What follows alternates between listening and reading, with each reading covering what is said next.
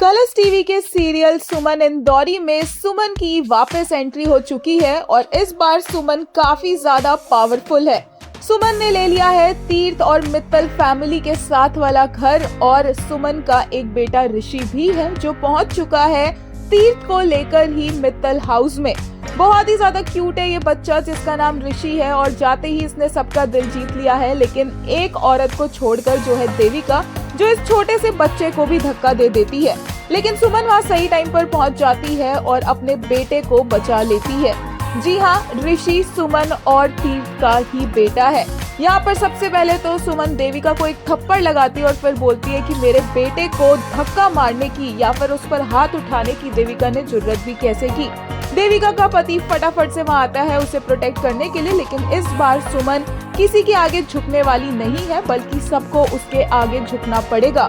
तीर्थ को जैसे ही पता चलता है कि ऋषि सुमन का बेटा है, तीर्थ बहुत इमोशनल हो जाता है। बाकी फैमिली वाले भी बहुत ज्यादा इमोशनल हो जाते हैं कि ऋषि उन्हीं के खानदान का बच्चा है। तीर्थ जाने लगता है उस बच्चे से मिलने के लिए, लेकिन सुमन उसका हाथ पकड़कर उसे रोक देती है।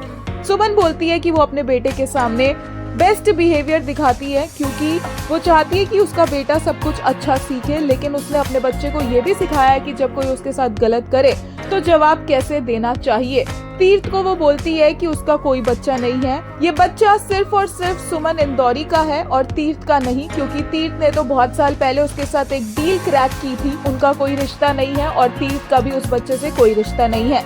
सुमन ये वार्निंग देकर पूरी फैमिली को वहाँ से चली जाती है। बाहर जाकर वो अपने बेटे को हक करती है क्योंकि वो काफी इमोशनल होती है और उसका बेटा उसे संभालता है। इतने में सुमन का छोटा देवर आता है और सुमन के साथ रिश्ता बनाने की कोशिश करता है, लेकिन सुमन बोलती है कि इस खानदान से और इस खानदान के लोगों से उसका कोई लेना देना नहीं है।